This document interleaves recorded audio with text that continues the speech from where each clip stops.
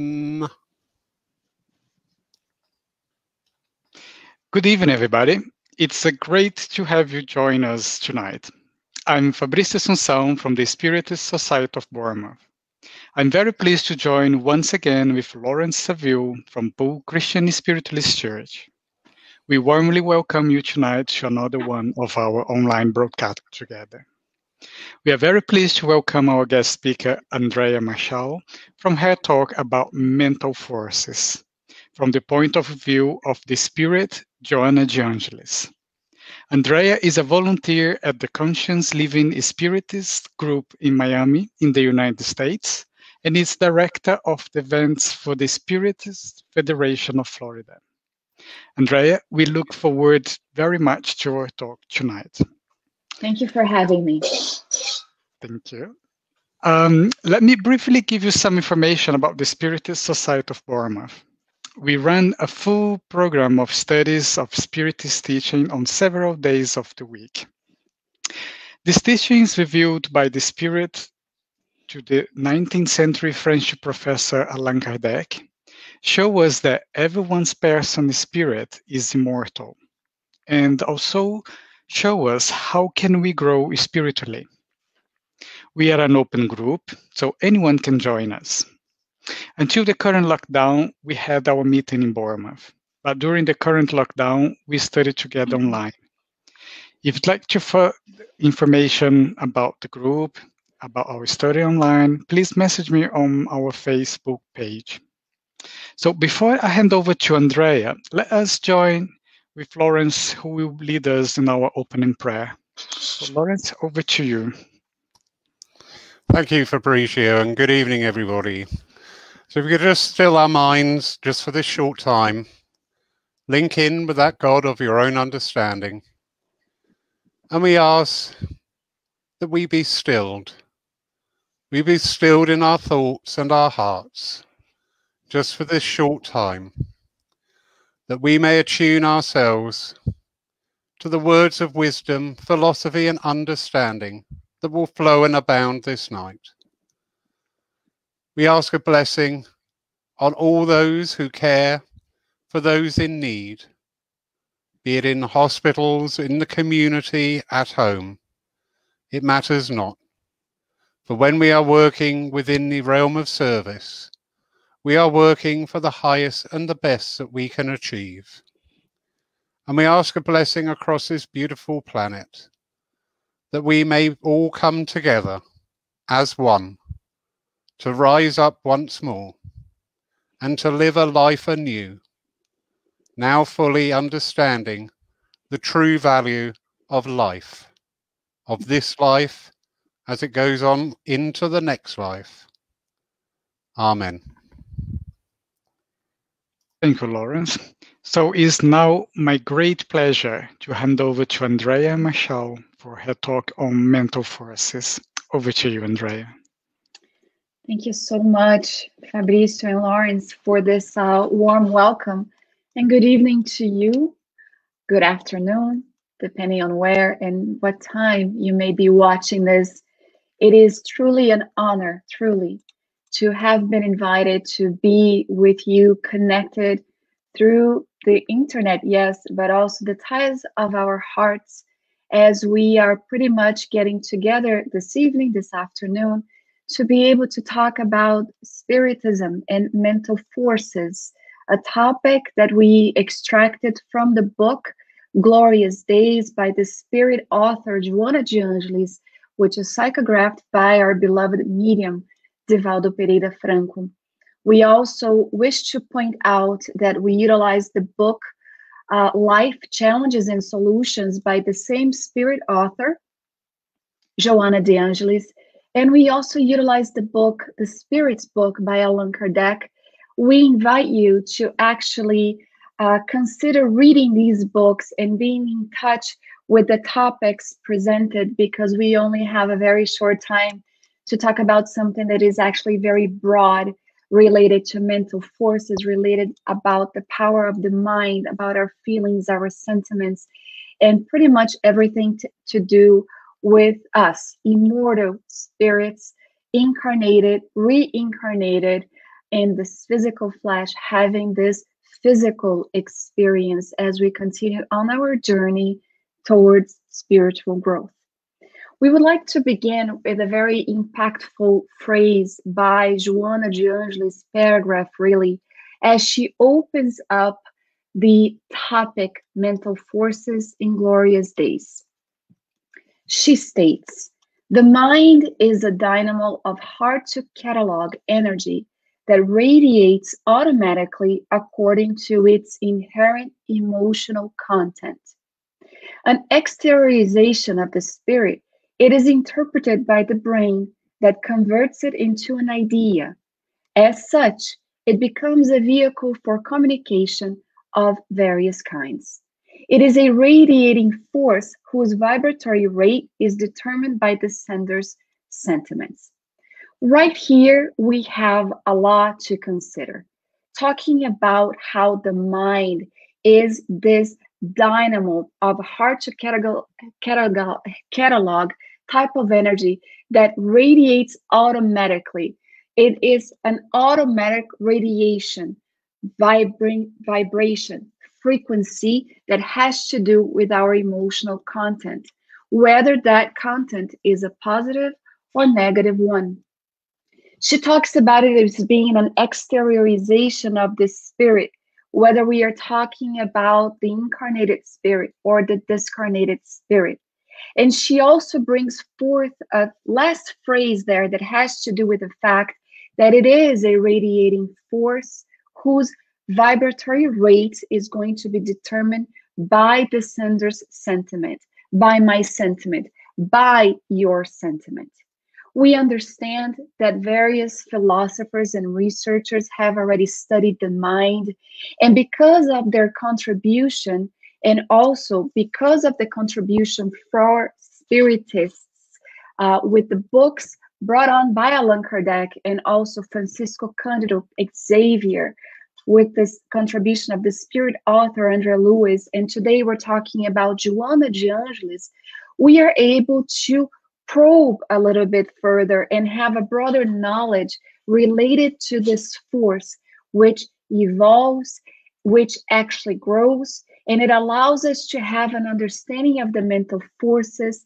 And when we consider this, we find how empowering it is when we have an understanding of the fact that we are able to build around us the very type of atmosphere that we wish to live under.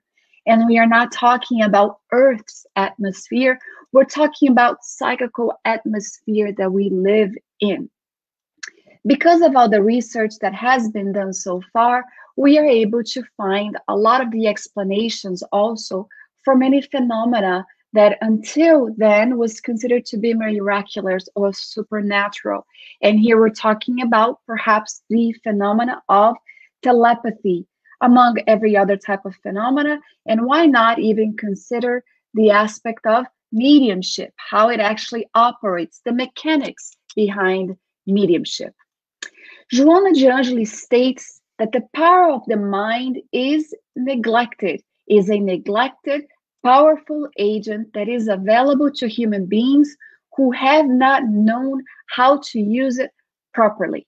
It's interesting that she brings that to us.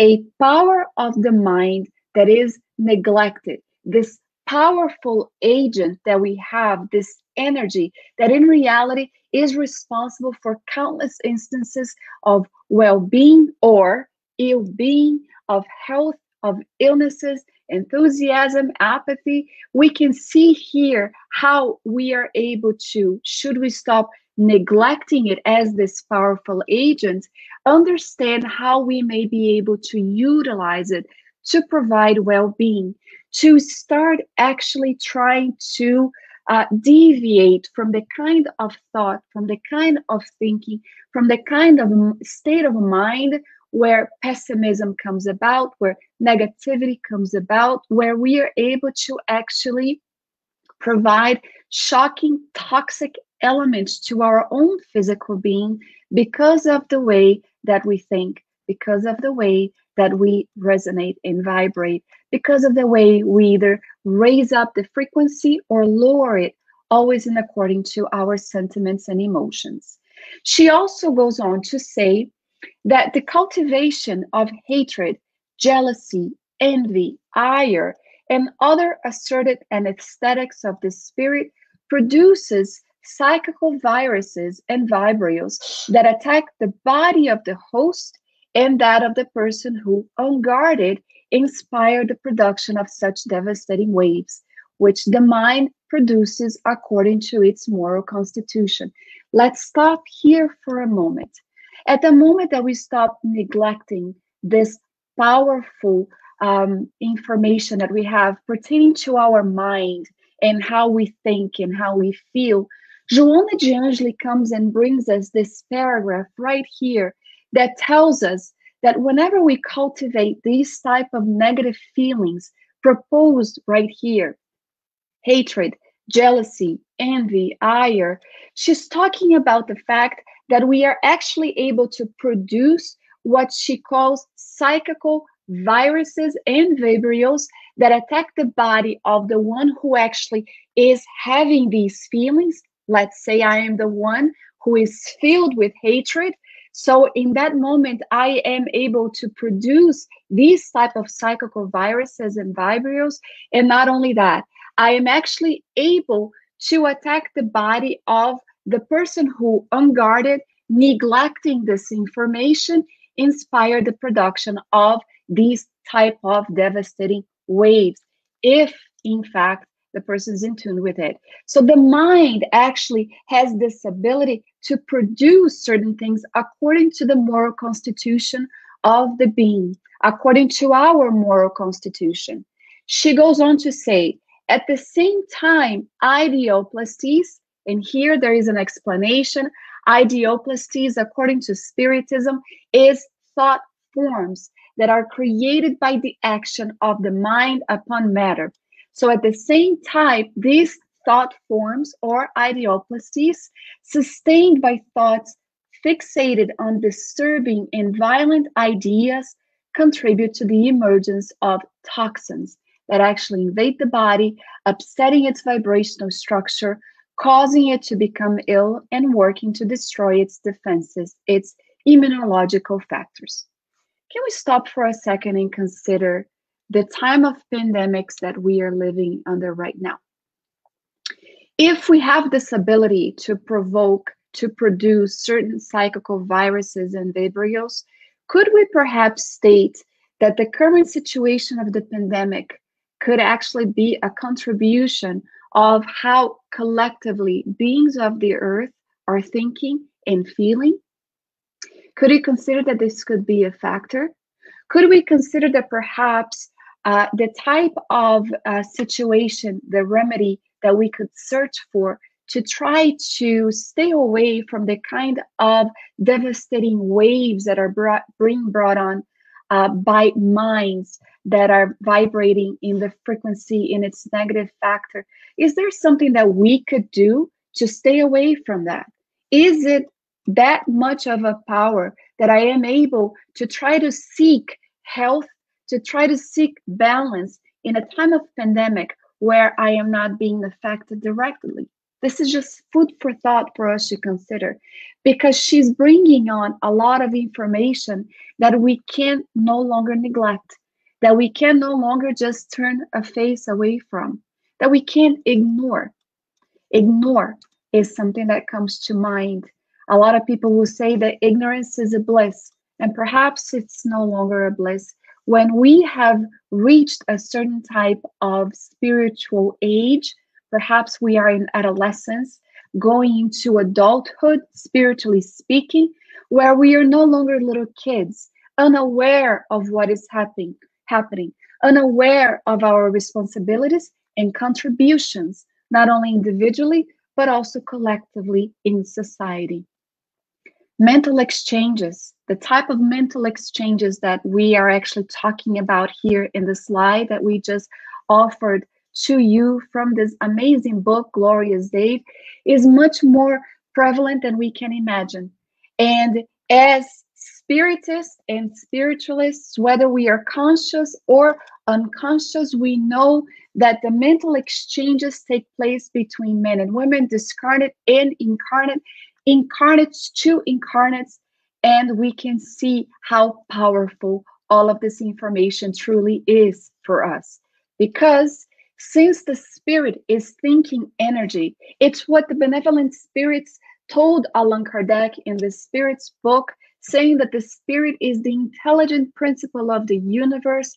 It assimilates the subtlest vibrations and externalizes them through mental waves that actually materialize, thus becoming an integral part of the whole through which physical life expresses itself. So just to give an understanding here, the type of crude aspirations, desires, resentment, jealousy, other type of low nature passions that are radiating sources of basically low level mental energy, travels in the direction of people and anything else that might be the target. So let's stop here and consider the power of social media and how we utilize that, whether for constructive or destructive times. If there is this thinking energy where we are able to assimilate the subtlest vibration and also externalize them through mental waves that materialize, symbolically speaking here, it becomes this integral part of the whole. So the type of ideas that I'm trying to bring here today, the most powerful means of communication is social media. Facebook, Instagram, we have now we have this StreamYard, this wonderful tool, but how are we utilizing this to externalize waves, to externalize an energy that is going to be wholesome for others who are actually on the other side of the screen? Am I being someone who is promoting things that are wholesome, that is going to promote the being? Or am I promoting ideas that are externalizing and materializing, that is going to promote hatred, that is going to promote intolerance, not only towards individuals, but cultures and races, religions? What type of attitude do I have? What type of conduct do I have at the time of pandemic, at the time of changes that are taking place in our planet? This is the type of thing that we should start considering when we read this information, the reality of our immortal spirit. We see that we can have a negative effect or we can have a positive effect.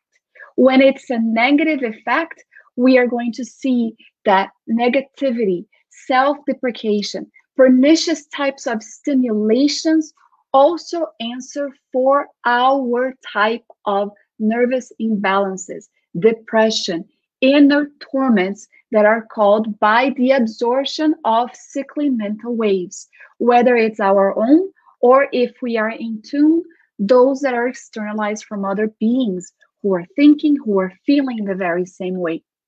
Why are we talking about all of this? Because joy, idealism, ennobling achievements and ideas are generated and sustained by the mind. And when that is exteriorized, that is thrown out, we are able to become in tune with the divine thought, if we want to say it this way. It's going to vitalize the sender. It's going to uplift and upbring those that are seeking the very same type of energy to be able to feel sustained. Let's consider this. How many people at the time right now are being affected in such a way, not having this information at hand, not having this reality that Spiritism proposes to us, unknowing where to search to find something that could actually uplift them and sustain them through a crisis. If you and I are aware of this, the type of powerful message that we can send out by the waves that we find in technology, utilizing what we have best to actually uplift our brothers and sisters that are in need right now. People that are feeling the devastating impact of the type of negativity and pessimism that is going around the world right now, looking for something as if they are drowning in a sea that is filled with large waves, looking for something that would keep them afloat. And friends, the one thing that could keep them afloat, and this is all symbolic, of course, is the wholesome thought and word that we can throw out into the world. This is something that is going to have a positive effect, not only on ourselves, our physical body, our mental health, but also the ones who are searching for something. And why not become instruments in the hands of benevolent spirits that are looking for incarnated beings to become the spiritual antennas here on earth while we are in the flesh? We are able to be in tune with these higher forces and promote also the type of wholesome energies and information that are being thrown out, that hopefully the benevolent spirits will find in somebody like Fabricio, for example. He is someone who is utilizing his time to seek noble ideas. He is in meditation. He does cultivate prayers in his home. He does look for enlightening material to read, and all of a sudden, his frequency rises and he becomes in tune with the benevolent spirits. All of a sudden, Fabricio is aware that somewhere, somehow, he can make a difference. And he goes into the internet and he starts promoting something that will bring hope and faith at the time of pandemic. Unbeknownst to him, on the other side of the screen, perhaps miles and miles away, someone will turn on the screen and say, maybe there is something that I can find that is going to keep me hanging on from committing a suicide. And they will find a message from Fabricio on Facebook, on Instagram, something that talks about the fact that there is faith in the world, that there is something that is going to give someone that idea that life is worth living. And all of a sudden, unbeknownst to us, we have just become instruments in the hands of benevolent spirits. On the other hand, when we cultivate conflicting thoughts and feelings, we also become instruments with those that resonate on the other side of life, that are in the negative and low inferior natures. As we continue here, we are going to find that the pattern of our lives is always a consequence, according to Joana de Angelis, of the pattern of our thoughts. This is because, in addition to the effects that mental waves have upon us, we also become attuned with equivalent vibrations, whether it is for incarnated beings or not, therefore creating a more powerful waves that can either cause suffering, depending on how we are thinking, or uplifting ideas. And she goes on to say that any kind of motion and construction taking place in the world is the product of mental forces traveling from one psychical antenna to another, as we have just stated here, from one place to another, building and demolishing, starting or stopping project. Now, all of a sudden, we don't feel so small when we consider that we are actually able to be part of this. Any kind of motion and construction taking place in the world is the product of mental forces that travels from one psychical antenna, from Elsa Rossi, for example, who may be watching right now, to another, whether it's a discarnated being or not. This is why Joana de Angelis tells us that we should envelop ourselves in good thoughts and pray always, so that our psychical forces may be of the positive kind. Prayer, states our benefactor, affords attunement with the high frequency radiations of the divine mind, which will infuse and benefit us. So prayer is no longer just an aspect of religious aspect, right? Here's I'm saying aspect again. No, it's much more than that. It's science. She also states that if we remain uninformed about psychical exchanges, here is the aspect of neglecting this type of psychical exchanges or ignoring it, and we are not vigilant, we will suffer the harmful effects of many minds that seek out to steal or basically impose upon us, steal our vitality, or impose upon us the not always so healthful influence, which also overpowers us. So somebody on a study yesterday asked us, how do we keep away from so much negativity where we feel that our energies are being actually drawn out, where we feel exhausted? Well, here's an idea. Prayer is actually going to help us. Guided meditation. Lawrence mentioned this in the beginning. We were chit-chatting before we went on live. Guided meditation, visualizations also is going to help us. We have the power to change the frequency, the psychical atmosphere that we live in. We know that there is a lot of pressure from the invisible world, the minds of the invisible world, the presence of discarnated beings, they get mixed with our physical realm. There isn't a defining line between the invisible and the physical. They interchange, and it's only natural that sometimes we do feel the pressure from the spirit world. And we are able to actually swim away from those currents that try to take us away, that exhaust us as we try to swim against the current. We are able to seek the tools that is going to facilitate the process of being able to catch a fresh breath of air and be able to breathe in different atmosphere. We are able to do that, whether we want to or not, whether we realize we or not. We are always attuning with mental forces that move about in the world. Our emotional identity is also going to have an impact because it produces emissions that connects us with other beings of identical vibrational rate. So here is something to consider.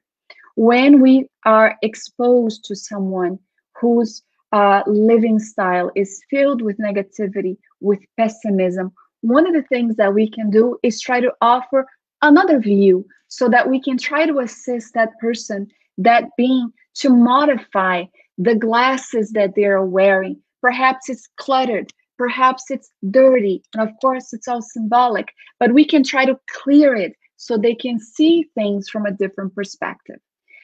Here, with all of the material that we're bringing from Joana de Angelis, we decided to bring Allan Kardec to answer a bit of the questions that has to do with the type of comment that we just made. If our emotional identity is something that is going to produce emissions, that is going to connect us with other beings, we need to understand a little bit better about this factor so that we can, empowered, promote a different type of identity, emotional identity. Here, Allan Kardec asked the benevolent spirits, do spirits have any influence on our thoughts and our actions? Pardon me, the thing went back. Their influence on you in this regard is greater than you suppose, for very frequently it is they who guide you.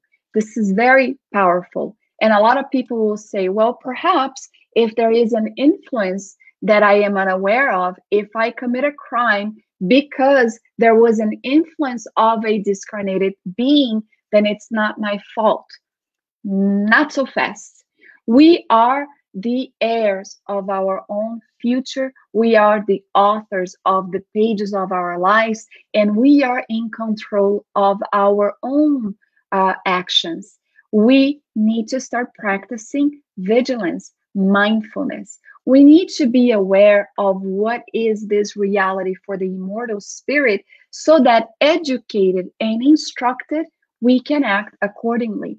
Here we are, incarnated, reincarnated, Andrea Marshall Neto, reincarnated, knowing ahead of time before diving into the flesh that this would be the opportunity of a lifetime, because it is the present, where I would be able to work out the knots from previous existences. I also knew that it would be a world of trials and tribulations, that there would be difficulties. I also knew that I was an imperfect spirit, filled with emotions characterized by the type of frailties that still compose me. Yet I also understood that I had already developed qualities. I had already developed positive qualities that would work on my behalf should I choose to apply them. And I also understood that I wouldn't be left to chance, that there will be spiritual protection in the presence of our spirit guide or mentor or guardian angel, however we want to call them. There would be a higher order spirit, higher than my own, benevolent to try and guide me, assist me, exert an influence without trying to change my free will, my actions, so that in acting, whether getting it right or wrong, I would be the one with the merit of having succeeded in this existence. And I also knew that there will be the type of negative influences of other beings who would try to have this type of very predominant actions upon me, upon my thoughts, upon my conduct, upon my actions. And I also knew that I could modify that should I wish to. Forgetting all of that, of course, we know about the fact that we do forget about this as we dive into the flesh. There is this innate idea. There is this information that has been provided to us by the benevolent spirits that tell us that we have the information inside and we are able to distinguish between what is right and what is wrong, which is perhaps what led Allan Kardec to ask the spirits, do we have our own thoughts plus others that are suggested to us? And if that is true, then how can we differ between one and the other? They told Allan Kardec, your soul is a spirit who thinks by itself. Nevertheless, you must have noticed that many thoughts occur to you all at the same time with regards to the same subject, and that they frequently contradict one another. Well, they are always a combination of your own ideas and other spirits' ideas. And this is what renders you uncertain. You have several ideas within your mind, battling it out with each other. So how can we distinguish between our own thoughts and those that are suggested to us? Well, they tell us that when a thought is suggested to us, it is like a voice speaking to us. Our own thoughts are usually those that occur to us at the very first impulse. We can also study it. All of a sudden, we are sitting at home and we are reading or thinking or doing something, and we become engulfed in this feeling of rage, of irritability, not knowing where it came from. Could it be the influence or not? Or is it something that is within? There is this idea that we are out of control and we are not. Vigilance is going to be able to offer us a moment to consider, why am I filled with irritation all of a sudden for my spouse, for my child, for my friend? Is it something that I should pay attention to and act on? Most definitely not. We would consider analyzing the sentiments, analyzing our thoughts, analyzing our feelings, and be able to determine how to react. We must then conclude with all of this that depending on the mental state that we nourish, we are going to attract the incarnated or discarnated intelligence for which we become the natural instruments, albeit in an indirect way. So this is something that is very powerful for us to know. Joana de Angelis says, do not neglect the nature of your thoughts and aspirations, the things you say and how you act, because all of that originates in the minds. And should we be the type of undisciplined person with an undisciplined mind, we become accustomed to the type of imprudent type of behavior, and we will suffer the effects of all of this. In this, she says, we breathe in the atmosphere saturated by our own psyche, living according to its own radiation. If we are able to ascend to higher planes by the means of prayers, wholesome living, making an effort to get it right, we are going to be nourished by healthy energies. On the other hand, if we choose to descend into the pit of lower nature, we will be, in her own words, intoxicated by the natural morbid emanations. This is something that I bet friends that are watching right now, you know exactly how it is. Consider a moment where you felt very down about something. It's as if our physical body is exhausted, like a tractor went over it. Everything hurts. We feel the lack of energy. We feel as if we are unable to even leave our own bed until you have someone who may have become that antenna and gets us out of that funk and says, go out, get out of bed. Before we know it, when we are trying to modify that morbid psychical atmosphere, we are outside taking the rays of the sun and things start to modify. We start to breathe in a little better. We start to feel a little bit of the relief, spiritual relief, if you will, and trying to see that we are able to modify what is happening.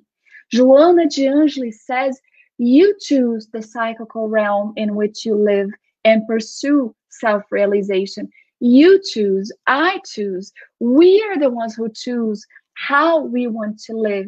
And she continues, your thoughts are a fountain of life that you cannot neglect. Therefore, grow stronger through self-knowledge. Self-knowledge is so important. This is what gives spiritists the rational faith. It's no longer led by imposition of ideas. This is why the spiritist body of knowledge came about with a book based on questions and answers, the Spirit's book, to allow us to grow stronger in self-knowledge, increasing our ability to correctly think in order to act even more appropriately. We are able to accomplish this. This is the powerful message that we are able to gain self control, finding in a way the wholesome path for our existence. It doesn't matter the type of negative, let's say, past that we have had. Perhaps somebody who always told us that we were worth nothing, that we had no value, that we would amount to nothing in this existence. They were so wrong because they did not create the reality that we live in. We do. And we are divine beings.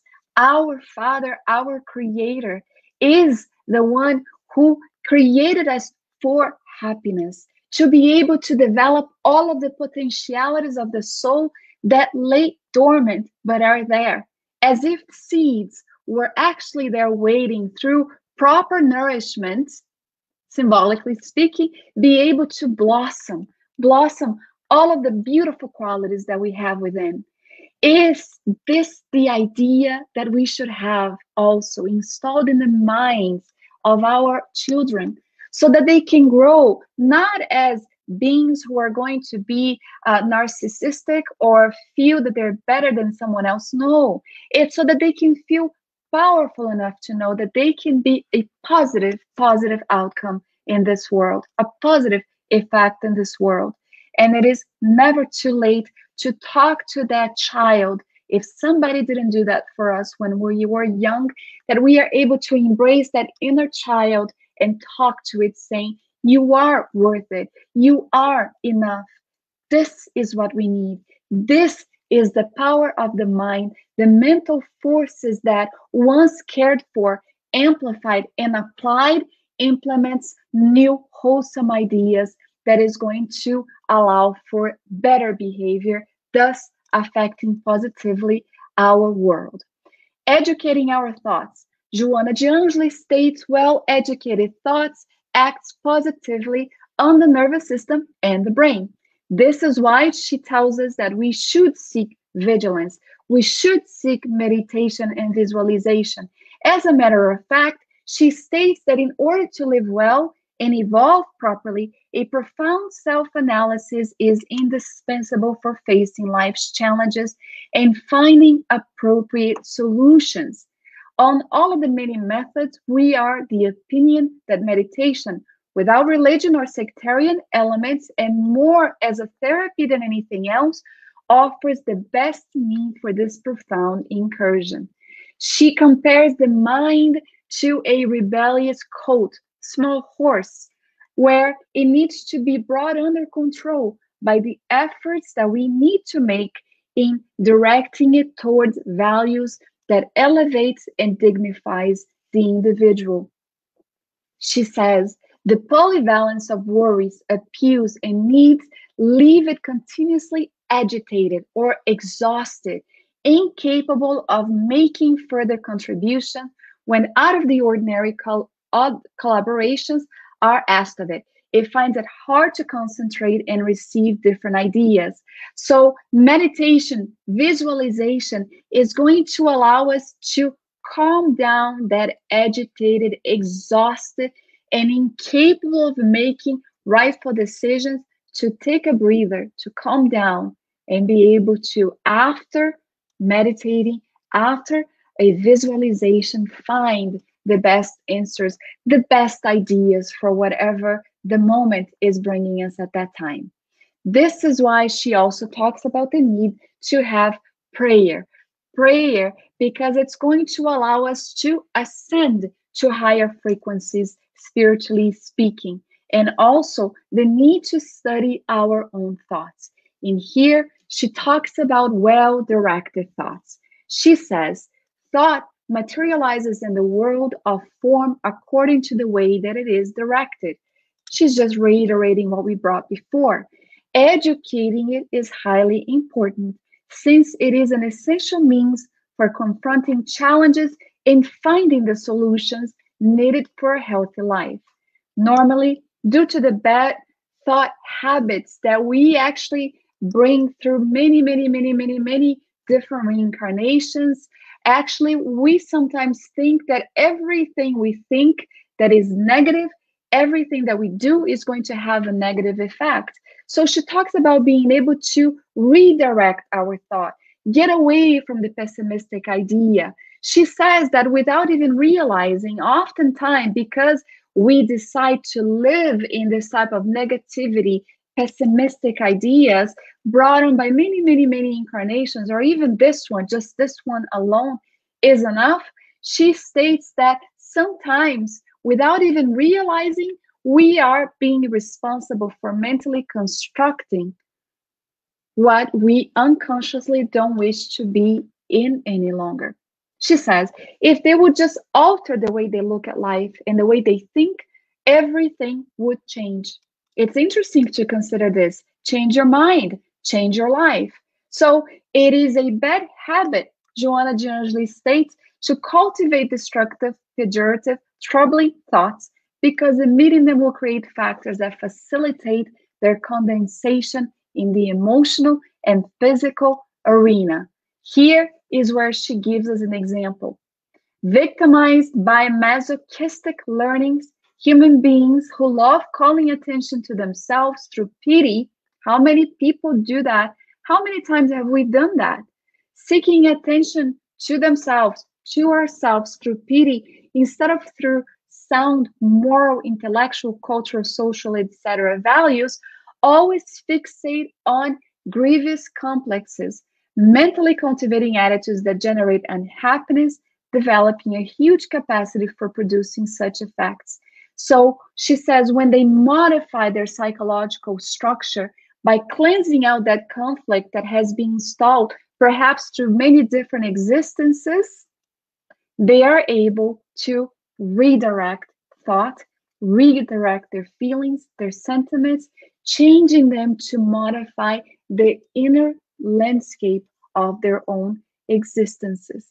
And when they do that, when they redirect their thought, automatically it is redirected to the minds, to the beings who are there responsible for them, trying to allow them to seek alternate ways for growth, for seeking happiness, for creating a life around them that is better, that is filled with joy, health, and also bliss. She goes on to say that par excellence, human beings are what they think about and cultivate in their mental field, which ultimately materializes. As the intelligent principle of the universe, the spirit, their essence is highly psychical and it is in constant interaction with their physical organization. So, Holding on to peace or reaping the sick pleasure of living in constant turmoil will always be a matter of personal choice. The question is, what are we going to choose? It's a lot of information that we have brought here. But friends, if I can tell you anything about the positive aspect of reading wholesome books that is actually here to guide us and empower us, we see here how much joy and happiness is awaiting for us should we be able to simply understand the forces of our mind, the understanding of how thinking and feeling has a positive or negative impact in our existence. We are going to find that indeed we are divine beings destined for a future that is far greater than we can actually understand. Little by little, we are able to, through effort, through will and desire, modify that which we were not happy with. In a time of pandemics, when we consider all of this, we find that we actually can also have a very powerful impact on those who are insisting on cultivating pessimism, suffering, desperation, even creating the idea that the only solution might indeed be suicide, direct or indirect, when people dive into substance abuse, searching for something that can actually alleviate their suffering. We are able to be the ones who are assisting today. Spiritism came to my life and I became assisted. It comes to a point where we are able to get out of the patient's bed, the spiritist patient's bed, and become nurses also, nurturing others when we are in a better condition than they are, nursing their wounds, nursing their way of thinking and being, offering them the type of information contained so that they can seek the greatest medical surgeon that we have ever come to know in the presence of our dear Jesus, our Master Jesus Christ, and say, we are now fully aware of some of the lessons that you brought us over 2,000 years ago. We feel empowered and we know that we are not alone because you are with us. So we become nurses. And once we are able to do that, we are able to perhaps even guide them to the hands of the one true medical par excellence that we find in our beloved Master Jesus.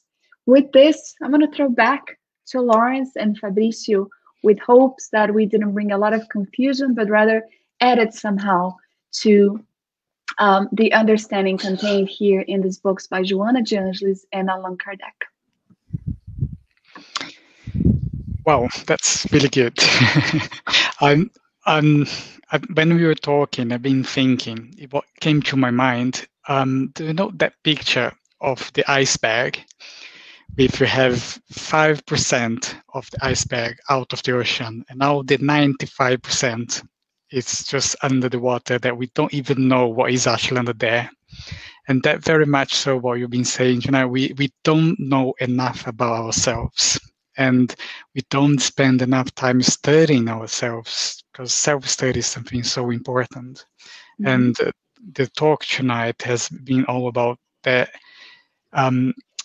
awareness of us bringing the importance to find out who we are and what we are about and how can we make ourselves better. And that is so good to hear. What do you think, Lawrence? I loved it. Absolutely loved it. You said a few things. When you talked about thought forms, I forget the terminology you had for them. That was something that came back from my early circle days and a very big factor to deal with. Also, I am just loving the way we're getting the same thoughts all around the world. You have no idea what my address was on Wednesday, but it was based on know thyself, find yourself. And here you are 2 days later saying the same truth from a different angle. And I just, this is amazing. This is quite astounding. It's noticeable that people are picking up on these energies around the world. Wonderful. Thank you. Thank you, Lawrence. So, Lawrence, there are a few comments on Facebook popping up. I don't know if you can manage to put them up so that we can go through. And I if can anyone indeed. that's watching us want to ask any question, feel free. We are taking some questions now. There we go. So what does Joe... Sorry, over to you, Fabricio. I'll put them up, you talk. There we go. As a plan. Okay. So what does Joanna suggest for us to do with people who victimize themselves and put the guilt upon others, not seeing their part of responsibility in a situation? You know, a lot of the books by Joanna de Angelis is actually from the psychological series. They're very profound and they help us in many different ways, especially in trying to deal with modifying our own psychological structure by trying to seek solutions and help us, and hopefully others will also be helped in modifying some of the things that they have been clinging to, which could be an inheritance from their past existence, some of the things that they bring in their own spiritual archive.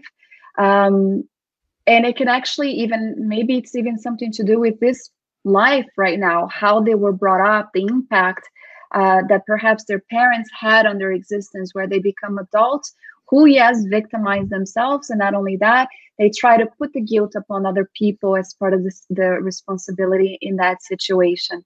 I don't have the answer as what Joanna de Angelis would bring, except in saying what she stated in this book here, where one of the things that they can do is do just that, is modifying, psychologically speaking, their own inner world, trying to assess what it is that they're clinging to and try to work proactively on that.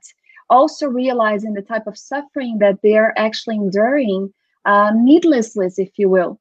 Today we have transpersonal psychologists and even psychiatrists who are able to assist the person even more in diving and getting more information on that iceberg that Fabricio mentioned with his opening comments, and really getting to the gist of it to understand what is bringing on those type of feelings, what we can do to help them as well. And I know that sometimes the first thing that comes is impatience because the person keeps complaining and everything is bad and they're victims of circumstances, but perhaps offering some of the books that Joanna de Angelis has, Life Challenges and Solutions, talks a lot about that as well as other books that she has brought. I saw here a comment by Kardec Radio where she talks about Joanna having a lot of great books, including some self-help, small self-help books that offer a moment for reflection there and inspirational messages that could actually also assist them. And one of the things that we need to be mindful of is that we are all a universe within ourselves. I mean, Lawrence is his own universe that sometimes not even he has had access to it, to all of the intricacies of his spirit, all that makes up who he is. So we are all different, and the way that we react to things, the way that we feel about things is going to be very different. So what to us seems to be a very small thing, why is this person suffering about something so small? For that person in their inner world, it could actually be something very big, which has to do with their entire historic being as immortal spirits. So compassion for those beings who insist on becoming victims of themselves and not having the courage to seek solutions for their problems. Also, another way is to own up based on their own responsibility, becoming responsible for their own actions. All of a sudden, if I am in a relationship, I can start blaming my spouse, blaming my partner for all the negative things that are happening, but perhaps bringing about the notion of the responsibility for the problem, the situation that is happening, without promoting guilt and without pointing a finger, but perhaps offering a solution so that the person can also understand what may be happening around them. We have another question that is from Umberto, our dear friend Umberto. He says, "Dear Andrea, do you think we could profit from sharing cases of success and growth, not so much focusing on the personal level, but as an example of self-overcoming? Let me see. I'm thinking that he's probably talking about a spiritual profit, right? From sharing cases of successes and growth, or is he talking about a financial profit? What do you guys think? Let me ask him. Okay, let's talk about profiting from a spiritual aspect of it. This I can answer. I do believe that sharing personal growth and success stories, perhaps let's say that somebody has finally overcome alcoholism, for instance. How wonderful to be able to share the ideas, not in a showy off type of way, I'm the best, but what I was able to grow and learn from, what tools did I use to be able to overcome that, what type of solutions am I seeking to keep strong. So yes, I do believe that sharing with each other, open up with each other may actually become beneficial to other beings as well, who may find themselves in the very same situation. Perhaps it's without exposing other people, right? Because this is something that we also have to take into consideration. If Fabricio is somebody that I know has overcome, let's say, a situation where, I don't know, give me an idea, Fabricio, so I don't make up something about you and people think less of you. No, make something up. And I know about it. Of course, I can say that I know of a case without exposing Fabricio. Or if I am courageous enough, we are able to, yes, throughout times, look at our own lives and see how some of our actions with a positive outcome may actually benefit someone else. So yes, I do believe that it can actually be something very good. Why not? Yeah, and he just answered, yes, he was talking about spiritual profit. Okay, yes, perfect. Oh, there he is, spiritual benefit. Thank you. So we have another question from Jamie. He said, Jesus said that kingdom of God was within us. Do you think he might have been alluding to our psychological outlook? What a beautiful question. Yes, the kingdom of God being built within us, the qualities, the virtues, all of the things that we are seeking is actually within us. So yes, this is why in the beautiful book, I do believe that it's coming out pretty soon. And there I say the contribution of translation of one of the viewers right now. The book, The Good News, Boa Nova, is soon to be released by the Brazilian Spiritist Federation, in which Jesus is actually walking around the town, and some of the people that are there started mocking him, and they asked him, Nazarene, what are you doing in town? And he says, I am looking for the foundation of building the kingdom of God in the hearts of men. And they mock him, not understanding what that meant. So yes, I do believe that he was alluding to our psychological outlook and also all of the virtues that we have, that we are able to build, to bring up, to grow within us. So yes, we are able to build the kingdom of God within our hearts. That's great. So Andrea, I can't thank you enough for being here with us tonight. It's coming up to the end of our event. Is there anything you want to say before we can pass it over to Lawrence for the closing prayer? Just thank you guys so much for bearing with me, for your patience. Sorry about any information that might not have been answered. And I thank you for watching and for the invitation from both of you so much. God bless everyone. Thank you. So our next event is going to be on the 21st of August. So we're going to have, our speaker is Geraldo Lemos, and he's going to be talking about the characters of the Spiritism revelation. And that is on the 21st of August in 2 weeks' time. Lawrence, any final consideration from you before we do the closure prayer? No, I just want to thank you all. Thank everybody for watching. Thank you so much, Andrea. Absolutely wonderful talk. And you answered quite a few questions that I've been dealing with the last few days. So well done. Thank you.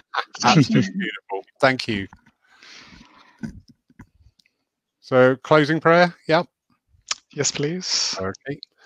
So once more, dear friends, we just draw close to ourselves just for this time. Send out our thanks to the God and the realms of our understanding, and trust in that knowledge and that faith that despite our own outlooks, all things are where they are due to be. This time is a time that we must journey through, that we can voyage on our journeys, we can go through our travels by holding deep that faith and that trust in the light and the love of Jesus Christ, of the Great Spirit, of God, and of our own spirit also. Amen. Amen. So I'd like to say a big thank you to everyone who is watching us. Thank you for being with us. And I hopefully to see you all in 2 weeks' time on the 21st of August. Have a good evening, everybody. Thank you, everybody. Good night. Thank you and good night.